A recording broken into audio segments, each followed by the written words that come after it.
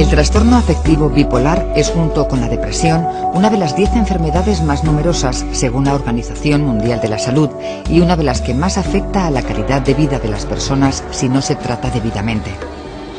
Se trata de un trastorno orgánico que encuentra su origen en un deficiente funcionamiento de las estructuras cerebrales encargadas de regular el estado de ánimo, de manera que el individuo presenta importantes fluctuaciones en sus emociones y sentimientos, así como en su nivel de actividad. Estas fluctuaciones se traducen en cambios hacia dos polos opuestos en el estado anímico de la persona: la manía y la depresión, la euforia y la tristeza, llevadas al límite. Esta enfermedad afecta a un gran número de personas que, además de los trastornos de la misma, sufren de los prejuicios de una sociedad que les margina y les estigmatiza injustamente. La locura es una de las formas del exceso, el exceso humano, ¿no? Nosotros vivimos en una cultura, no solo nosotros, los mediterráneos, todo el mundo vive en una cultura del término medio, ¿no? En el momento en que tú tienes digamos, comportamientos que van más allá de una cierta medida, eso en la sociedad produce un profundo rechazo, ¿no? Y luego, pero quizás lo principal es que todo aquello que nos es extraño, todo aquello que nos resulta incomprensible, nos produce miedo y lo rechazamos. En principio la enfermedad, cuando yo la conocí, era la psicosis maníaco-depresiva. Cuando ya me hablaron de la Asociación Bipolar de Cataluña, fue cuando conocí este nombre de bipolar, ¿no? Que ahora digamos que lo ha englobado todo. Incluso se habla de bipolares, cuando yo siempre digo que una persona no es bipolar, es otras muchas cosas y lo que tiene es un trastorno bipolar esa persona, ¿no?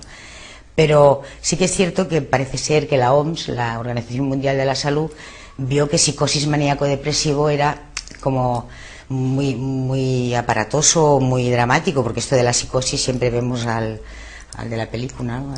con lo de psicosis. Entonces sí se suavizaron los términos, porque también se vio que la enfermedad podía ser bien tratada y podía pues tener este nombre que, te digo, no es tan dramático como lo que pueda parecer maníaco-depresivo. Psicosis maníaco-depresiva es un poco duro. En cambio, trastorno bipolar, trastorno afectivo bipolar, parece que es el más llevadero. Inmaculada García Prat es una de las personas afectadas por este trastorno. Sus primeros síntomas aparecieron siendo ella una adolescente. Tenía una predisposición genética que heredó de su madre y posteriormente desarrolló. No siempre, aun teniendo predisposición, se manifiesta el trastorno. Existen otras causas psicosociales y neuronales que pueden potenciar la enfermedad. Hoy día todavía no se tiene certeza de por qué ocurre el trastorno bipolar. Consciente de esa laguna, Inmaculada García Prat y otros compañeros que también sufrían la enfermedad decidieron fundar, con un empeño admirable, la Asociación Bipolar de Madrid, cuyo objetivo consiste en informar, acoger y defender los derechos de este colectivo, que sufre en silencio el desconcierto de una enfermedad que no entienden. Decidimos reunirnos en una cafetería porque nos daba miedo de dispersarnos, de perdernos de vista. Entonces se decidió y sí, el primer día yo me fui con un libro pensando que quizá no vendría nadie y bueno, pues como menos estaría ahí leyendo algo, y sí empezaron a venir. Y al lunes siguiente más y al otro más, y era algo pues que iba de boca a oído. Y sí, a la consejería pues parece que le sorprendió un poco nuestra actitud, ¿no? De que teníamos ganas de reunirnos, de juntarnos, y fue cuando ya, bueno, pues entró un poco en acción Andrés y habló con personas que él conocía y nos dejaron un espacio en un centro de rehabilitación psicosocial, y aquí, claro, estábamos más cómodos. La asociación se fundó en 1995 y en la actualidad está constituida por unos 300 miembros, surgiendo como una iniciativa privada y autogestionada ante la falta de una respuesta específica por parte de los servicios sociosanitarios de la Comunidad de Madrid al abordaje de los trastornos bipolares. En relación a salud mental, la sanidad pública está realmente saturada. Lo estamos viendo constante y continuamente en los medios de comunicación, pero la saturación en salud mental se hace mucho más palpable, porque no estamos hablando de una población de 4 o 5 personas, estamos hablando de muchos cientos de miles de personas que están intentando acudir a salud mental. No hay un suficiente número de psiquiatras, no hay una atención adecuada en psiquiatría para salud mental. Hay muy buenos profesionales, muy buenos trabajadores con un gran interés por desarrollar su trabajo de una forma adecuada, pero los recursos sociales son escasos y los recursos en el ámbito sanitario y en salud mental son muchísimo más escasos. La labor de los profesionales que trabajan en esta asociación es altruista y muchas veces improvisado debido a la escasez de recursos. Apenas disponen de una base de datos contundente, pero aún así su actividad y su entusiasmo no cesan. Se nos ocurrió en una reunión con responsables del Centro de Investigación para la Autonomía Personal, que es un centro que se ha creado entre CERMI y la UNED, el plantear esta idea, es decir, como algo que existe todavía mucha carga de discriminación, de estigma que afecta en el tratamiento de este tipo de enfermedades, y que además la persona se autoexcluye, por decirlo de alguna manera, ¿no? Hoy se sabe que de las enfermedades que hay, las enfermedades psiquiátricas son las que más estigma soportan, ¿no? Entonces nos parece interesante proponer a los investigadores de la UNED intentar demostrar eso, o sea, eso que nosotros hacemos a nivel casero, digamos, y que hacemos con nuestros socios, ver cómo podemos encontrar una mayor fiabilidad para esa muestra, ampliar el número de cuestionarios, recoger una muestra más sólida y con la ayuda de los profesores de la UNED, sociólogos en este caso, y la labor nuestra como psicólogos, trabajadores sociales, el personal de la directiva que atendemos a la gente, intentar llegar a unas conclusiones. Y para nosotros, desde luego, es una oportunidad de investigación que se nos brinda, ¿no? El poder acceder a colectivos sobre los que, en fin, podemos investigar, ¿no? Porque realmente el acceso a determinada población con determinada problemática es lo que a veces no resulta fácil, ¿no? Lo relevante es investigar con alguien que está actuando, eso es lo que me parece a mí, es decir, con colectivos activos, no hacer investigaciones de carácter más pasivo, utilizando datos meramente estadísticos, sino investigar con alguien, con una asociación que actúa, que es de alguna forma un actor social, y eso, bueno, tiene una dialéctica entre el investigador y el investigado que me parece que es fructífera para ambos. El grupo de investigación de la UNED está llevando a cabo en el seno de la asociación una serie de grupos de discusión entre los propios afectados para ahondar más concretamente en aspectos específicos de su vida cotidiana y escuchar en primera persona sus demandas y necesidades. Han colaborado, la mayor parte de ellos están contentos, bueno, pues sobre este tema en general de la salud mental o del trastorno bipolar. Podemos encontrar ríos de tinta escritos por psicólogos, por psiquiatras, por neurólogos, sobre neurobiología, pero no están presentes los discursos de las personas que tienen o que sufren el trastorno bipolar, ¿no? Y entonces, bueno, de alguna forma están deseosos de dar su opinión, son ciudadanos con un trastorno, son ciudadanos, tienen la inquietud por dar su opinión y ser oídos. En un principio, los temas que se plantean en estos grupos de discusión son globales y suelen referirse a posibles reivindicaciones, a la insatisfacción con el sistema sanitario o con los sistemas legales y, sobre todo, a su desconcierto al sentirse ciudadanos distintos, excluidos e invisibles. No es que te rechacen, pero que tampoco nos cogen con los brazos abiertos. Diseñamos una encuesta para pasar a nuestros socios y entonces la primera pregunta que se recogía en esa encuesta era si como persona afectada por una enfermedad mental conoces cuáles son tus derechos, y sorpresivamente casi el 70% de la gente que responde a ese cuestionario desconoce cuáles son sus derechos, lo cual nos parece sorprendente porque quiere decir que el 70% de la gente que viene aquí con un diagnóstico de enfermedad mental piensa que no tiene los mismos derechos que cualquier ciudadano normal, ¿no? Ese dato refleja que estamos hablando de un problema social. Existe hoy día en nuestra sociedad un abandono real de las personas que sufren algún tipo de enfermedad mental. Un factor que veo que es recurrente en toda discapacidad es de que al no ser visibles parece que no existieran. Y en cambio los porcentajes de discapacidad, el 9% de la población española es discapacitada. En los ámbitos de la salud mental se calcula entre el 2 y el 5%, eso está en función de los diagnósticos. En Estados Unidos se supone que el 5% de la población estadounidense tiene problemas de salud mental, aquí en España pues está entre el 2, 2,5%, son porcentajes muy relevantes, somos 45, 46 millones de habitantes en estos momentos en España, y estamos hablando de varios cientos de miles de personas.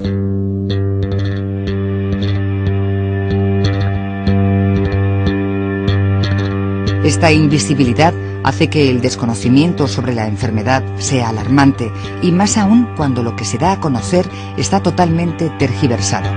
La prensa, la televisión, el cine, la literatura han contribuido a crear toda una serie de estereotipos en los que con demasiada facilidad se asocia la enfermedad mental con el crimen y con la violencia.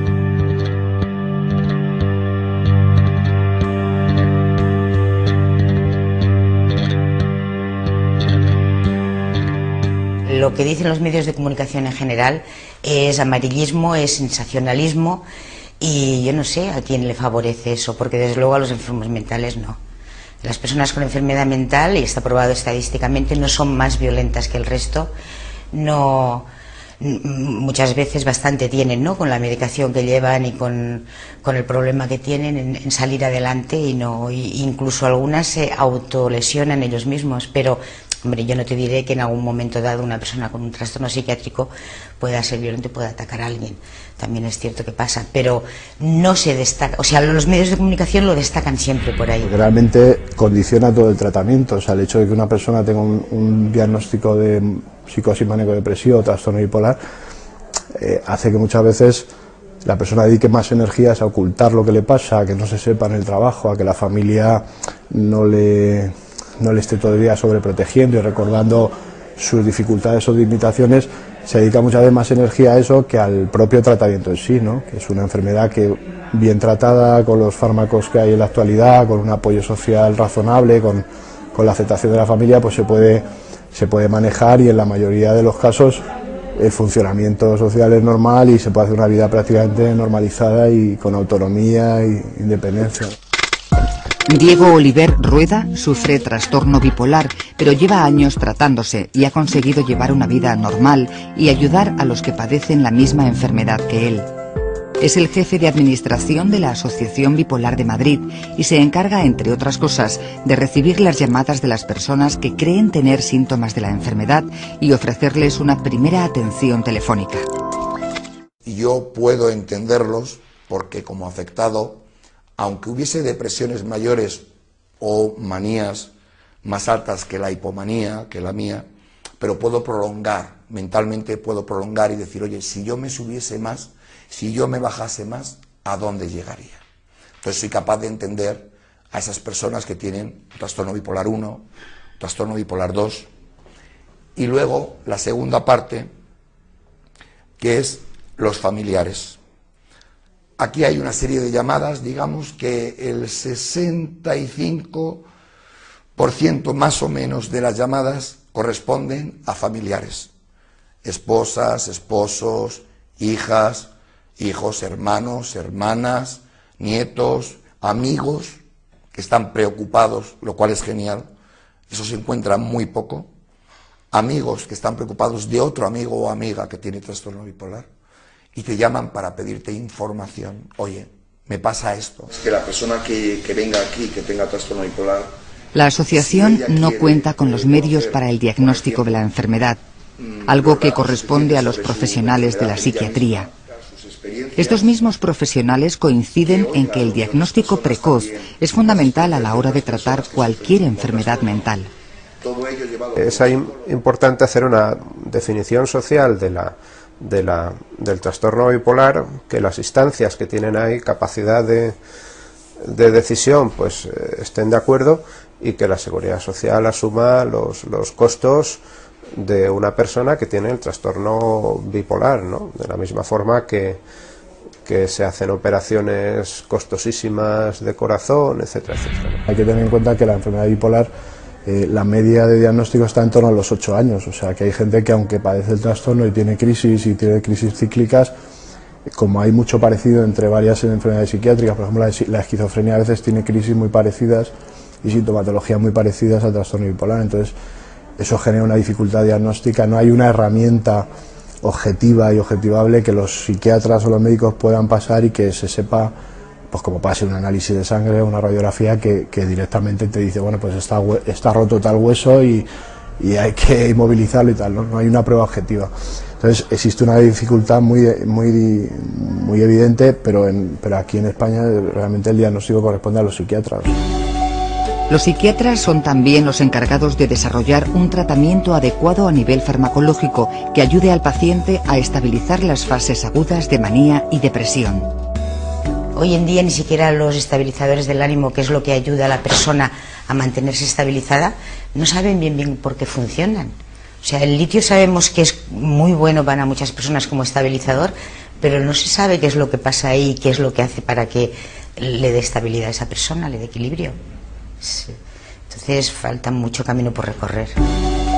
A partir del año 1944 se descubrió el carbonato de litio y desde entonces ha sido utilizado para tratar la enfermedad bipolar, así como otros fármacos como antipsicóticos, antidepresivos, anticonvulsivos. Estos fármacos ayudan a mantener los periodos de estabilidad, denominados eutimia, durante más tiempo, así como a que las fases de depresión y manía no se agudicen. Dicen una cosa muy curiosa, que la depresión la sufre el paciente y la fase maníaca la sufre la familia.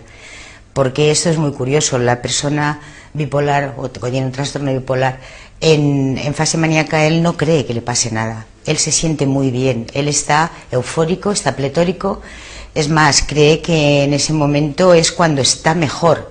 En cambio la familia se da cuenta que no, que hace cosas desatinadas, que está fuera de la realidad, que bueno, pues el familiar lo sufre porque quiere sujetarle de alguna manera y no puede, esa persona se le escapa, ¿no? Entonces la familia sufre mucho porque ve a su ser querido como cambia totalmente de estado de ánimo y muchas veces no sabe qué hacer para cambiar eso. Es complicado para la familia. Pero toda esa euforia se desvanece y entonces llega la oscuridad, la tristeza, el desasosiego, la depresión. Y en esa fase ya nada importa. La propia vida pesa y se hace insoportable a cada minuto. Y llega la amenaza, la autodestrucción hasta el fin, el suicidio. En España y Grecia no existen recursos ni sistemas para la prevención y atención a enfermos mentales en momentos de crisis aguda. En otros países de Europa se han impuesto estos sistemas y la tasa de suicidio ha bajado notablemente. Cuando hablamos de carencia de recursos, de que los recursos no llegan o no cubren realmente las necesidades de las personas que sufren trastornos mentales, que también debemos ser conscientes y debemos saber que esas personas porcentualmente tienen unos márgenes de suicidio mucho más elevados que la población normal, y le pongo muchas comillas y además lo indico con las manos, y tienen tasas de suicidio mucho más elevadas. Cuando no accedemos a unos programas adecuados de prevención, cuando no accedemos a una atención adecuada en situaciones de crisis, nos estamos jugando la vida de las personas. Es penoso, es lamentable que cuando una persona va en una situación de crisis y que confirma que lo difícil es que una persona, posiblemente sea más difícil en el estado de manía, pero cuando una persona, un afectado, va y se dirige a una planta de psiquiatría a pedirse un propio ingreso porque no puede más, porque está al borde de una situación límite de suicidio, y se le niega ese ingreso, lo lamentable es que días más tarde, y hablo pues, en propia experiencia, ocurre. Entonces, cuando ocurre y se da ese paso y se establece la situación de suicidio, no tiene vuelta atrás para el enfermo, para la sociedad. Esa es mi pregunta. ¿Qué pasa? No salen estos casos a la luz. Como asociación, quizás opino claramente que hay que plantear de alguna forma, y este es un caso, me parece maravilloso que estéis aquí con nosotros hoy, para que la sociedad poco a poco se vaya haciendo a la idea de que esto no es un problema de un afectado que lo sufre. El afectado que lo sufre es una persona con los mismos derechos que cualquier persona que está allá afuera en la sociedad, que tiene los mismos derechos a la vida como cualquier persona y que, como tal, tiene derecho a reivindicar ese derecho. Entonces es un problema del afectado, pero es un problema de la sociedad. Iniciativas como esta de la Asociación Bipolar de Madrid, junto con el Centro de Investigación de Autonomía Personal, abren una ventana para este colectivo injustamente estigmatizado, prestando especial interés a la determinación de las necesidades de apoyo para la autonomía personal y la prevención de los entornos y actitudes que generan dependencia. Habrá que esperar a las conclusiones de la investigación, pero desde luego se ha iniciado un necesario y largo camino. Yo no tengo mucha idea de investigaciones anteriores sobre el trastorno bipolar. Sé que se han hecho investigaciones sobre diagnósticos y sobre porcentaje de población a la que afecta, pero de este tipo de investigación en la que se da voz a los propios afectados, que pueden expresar libremente, pues no tengo noticia ninguna. Posiblemente la haya, pero vamos, no hay muchas publicaciones sobre el asunto. Y de eso se trata, de promover un mayor conocimiento sobre el trastorno afectivo bipolar para poder entenderlo, aceptarlo y combatirlo, pues está demostrado que sumando un apoyo familiar firme, una correcta intervención psicoeducativa y tratamiento farmacológico adecuado, las personas que padecen este trastorno pueden hacer una vida perfectamente normal y autónoma.